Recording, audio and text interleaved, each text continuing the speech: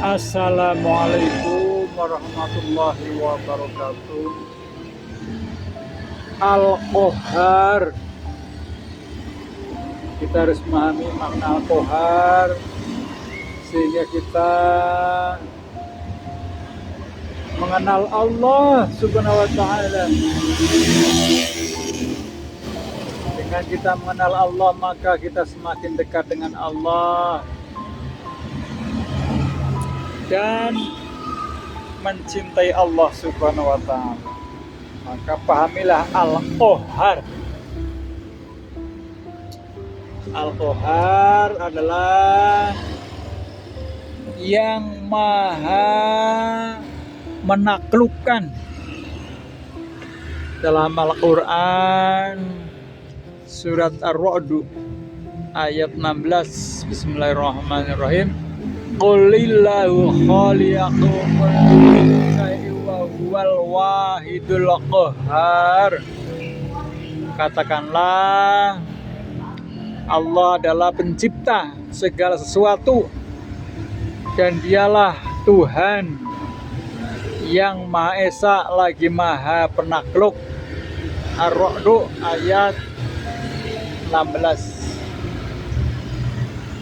Al-Qahhar ialah zat yang menimpakan bencana kepada musuh-musuhnya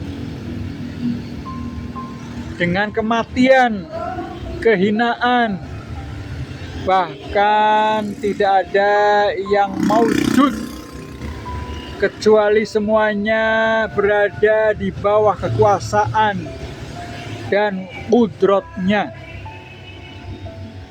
lemah dalam genggamannya. Tidak ada sesuatu pun yang ada, melainkan semuanya berada di bawah kekuasaannya. Meneladani sifat ini berarti meyakini bahwa Allah yang berkuasa mendatangkan bencana atau musibah.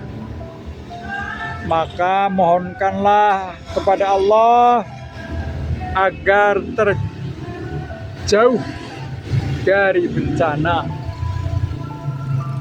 Barang siapa yang membaca Ya Qahhar, Ya Qahhar, Ya Qahhar sebanyak-banyaknya setiap sesudah sholat fardu, insya Allah hatinya akan dijaga dari siksa kerasukan terhadap keindahan dunia yang sifatnya sementara. Dan di samping itu juga ia akan disegani oleh semua orang. Ketika perang Uhud berlangsung, Ali bin Abi Thalib berhadapan dengan seorang panglima musyrik berbadan tegap, kemudian menghina, "Hai Ali, lekas temuilah ibumu sebelum kau mati di ujung pedangku ini." Ali yang sangat kesal membalas perkataan panglima tersebut, "Demi Allah,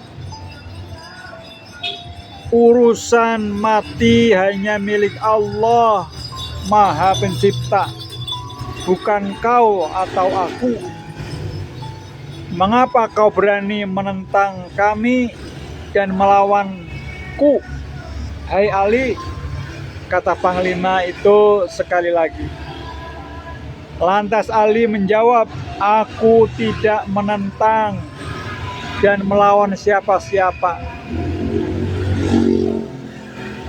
Aku hanya tunduk kepada perintah Allah.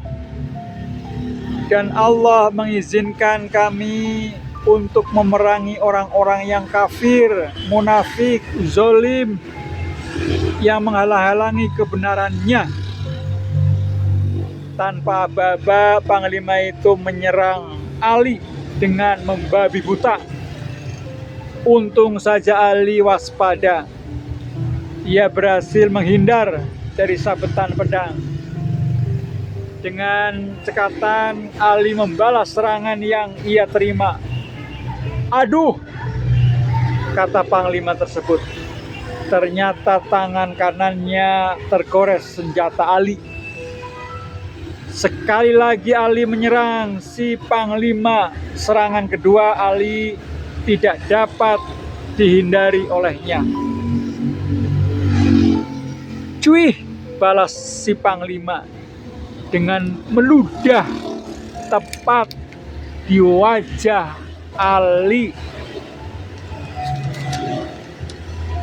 Seketika itu juga Ali mundur beberapa langkah dan tidak jadi menusukkan pedangnya ke arah dada si Panglima. Melihat kejadian itu, si Panglima bertanya, "Hai Ali, mengapa kau tidak jadi menusuk dadaku?" Ali menjawab, "Karena aku benci dan dendam pada dirimu." "Bukankah itu alasan kuat untuk membunuhku?" tanya si Panglima dengan keheranan. Ali menjawab, "Tidak. Orang-orang muslim tidak boleh melakukan sesuatu perbuatan semata-mata karena benci atau dendam. Aku tidak akan menghukummu karena kebencian. Jadi hari ini tidak ada pertempuran." Ketika itu juga Ali meninggalkan si Panglima. Si Panglima yang mengagumi perbuatan Ali kemudian berkata kepada dirinya sendiri, "Aku akan mengikuti ajarannya dan aku ingin menemui Nabi Muhammad SAW."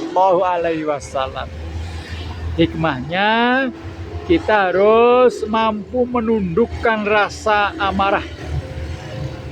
Sebab rasa amarah hanya mendatangkan kerugian bagi diri kita sendiri. Jangan pernah membalas orang lain justru ketika kita benci dan dendam kepadanya.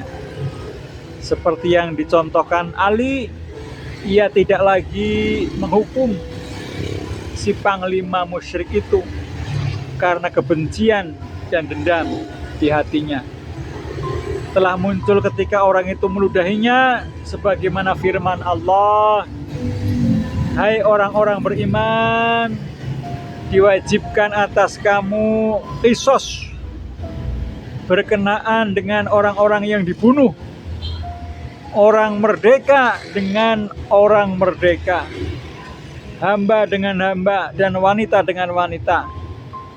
Maka barang siapa yang mendapat sesuatu pemaafan dari saudaranya, hendaklah yang memaafkan mengikuti dengan cara yang baik, dan hindarkanlah yang diberi maaf membayar diat kepada yang memberi maaf dengan cara yang baik pula. Yang demikian itu adalah suatu keringanan dari Tuhan kamu dan suatu rahmat. Barang siapa yang melampaui batas sesudah itu, maka baginya siksa yang sangat pedih." Ini terdapat dalam surat Al-Baqarah ayat 178. Itulah tentang Al-Qahar. Mudah-mudahan bermanfaat buat kita semua, dan kita semakin dekat dengan Allah, mencintai Allah, dan mengenal pada Allah Subhanahu wa Ta'ala. Dari saya cukup sekian. Assalamualaikum warahmatullahi wabarakatuh.